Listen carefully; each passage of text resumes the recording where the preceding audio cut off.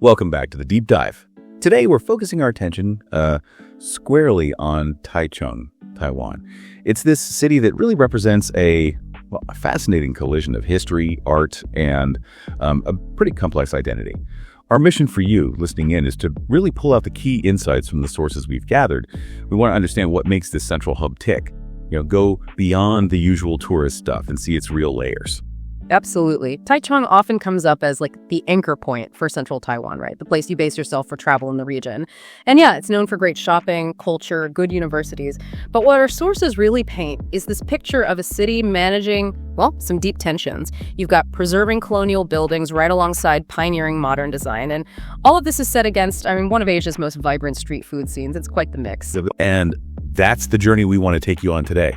We'll start with structures, some over a century old, and trace things right through to the big challenges shaping Taiwan's future today. It'll be a pretty fast-paced look, but thorough. It's a city that just keeps innovating. Right. And to really get Taichung's rise, you kind of have to start where it all began, really. The railway. I think the anchor point for modern Taichung has to be the Taichung Railway Station. The first part, that was finished back in 1908. And its completion wasn't just, another building. It was a huge event. It marked the finish line for Taiwan's main north-south railway. Super important. So important, actually, that the famous Lake Pavilion in Taichung Park, that was built specifically to celebrate that railway milestone. Okay. And the building most people probably picture, the really striking one that came a bit later, right? The 1917 station. It's just a beautiful example of what some call the free classical style. If you're trying to picture it, think very prominent red brick, but also these kind of open architectural features. It's a style that clearly points to Western historical architecture. But interestingly, it came to Taiwan via Japanese influence. Right. And what's really fascinating, I think, is how the architects subtly wove the local context into this imported style. You've got the fancy stuff like stucco that's made to look like cut stone on the columns and arches, and that distinctive hipped wooden tower. But here's the really cool part, the aha moment. If you look closely at the decorations, they actually incorporated local Taiwanese plants. You can spot pineapples, pomegranates, wax apples, even bananas hidden in the details. It's like this quiet little architectural nod to Taiwan itself. That is a brilliant detail. Really connects that colonial structure back to the actual place. And speaking of the station, the sources mentioned it has a future plan too. It's not just a historical marker. That's right. The 1917 building is being carefully preserved.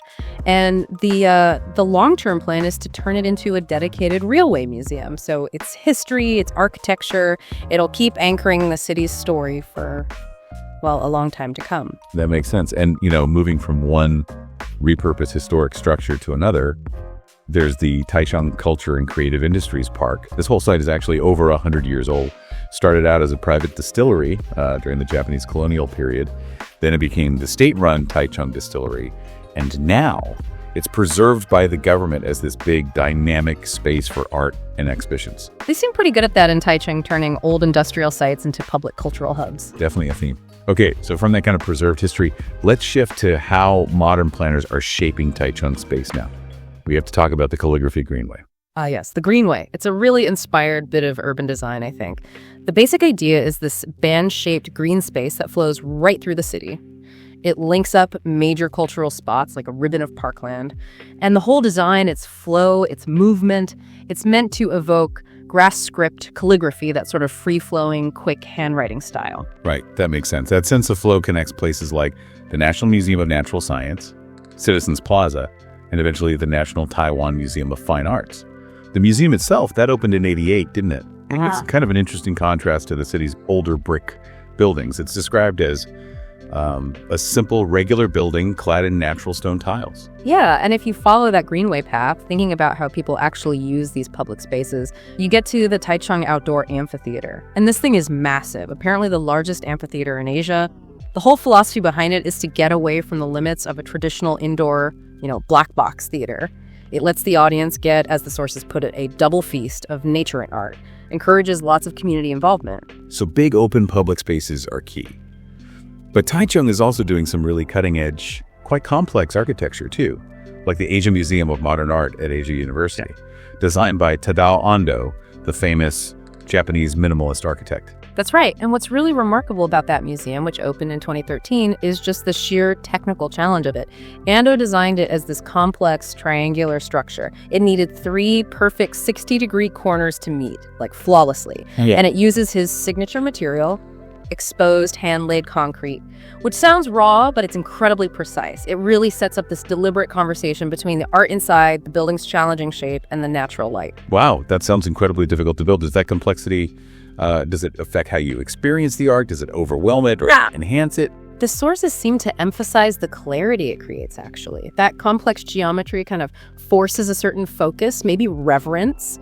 It's apparently less about showing off the concrete itself and more about using that structure to shape distinct viewing experiences, which in the end elevates the art and makes you really consider the space as part of the artwork. Okay, fascinating. Let's pivot now, maybe from that high concept architecture to something delightfully, uniquely Taichung. Yeah. The quirky stuff, we absolutely have to talk about the Rainbow Village. Oh, Rainbow Village, yes. It's truly memorable. It's just this small lane, but it's completely covered in this really curious, vibrant, almost dreamlike graffiti. And the story behind it is just charming. The artist, Huang Yongpu, he just started painting because he was bored, basically. Painted his house, then his neighbors, and then people started noticing, visiting. So he just kept painting with more enthusiasm. He transformed this quiet, maybe forgotten little area into a major scenic spot purely through his own spontaneous art. I love that. And if all that color makes you hungry, maybe for something sweet, Miyahara seems to be the place. Miyahara is legendary. And again, it's the transformation that's so interesting. It was originally an eye clinic, an ophthalmology clinic back in the Japanese colonial era. Then a local pastry company took it over, restored it, and turned the inside into this, well, dramatic space. People say Harry Potter-like. Think really hot ceilings, big, dark wooden furniture like an old library or apothecary. And they specialize in amazing ice cream. We're talking over 50 flavors. Some really unique ones, too, like rum roast cheese or Tiguanyan tea flavor. Tiguanyan ice cream, wow. Okay, and sticking with quirky food experiences, Carton King. This is the place where everything, chairs, tables, even the plates and bowls, is made from corrugated cardboard. I read that if you're skeptical about sitting on a cardboard chair, they sometimes bring out the chef, who apparently weighs 100 kilograms, to sit down and prove how sturdy it is. That's brilliant marketing, isn't it? It really is. And of course, you can't talk Taichung without talking about its night markets. That's really the heart of the city's social and food scene after dark. And you've got sort of 3 main flavors or vibes. Right. There's Fenkia, which is just huge, known for really creative snacks, and it stays open super late, like 2 a.m. Then you have Yizhong Street Night Market. That's more of a student hangout, apparently. Famous for classics like fatty chicken nuggets and spicy stinky tofu. Classic. But if you want a taste of real history with your food, you go to the second market. That's where you find vendors who've been there for generations, selling century-old recipes, things like radish cake, braised pork rice. And interestingly, a lot of them open really early, before noon, serving traditional breakfast and lunch, too. It's not just a nighttime thing. Good tip. And the nightlife beyond the markets, it seems pretty varied, too, from, high-energy clubs like 18TC to friendlier spots downtown like Corner Cafe.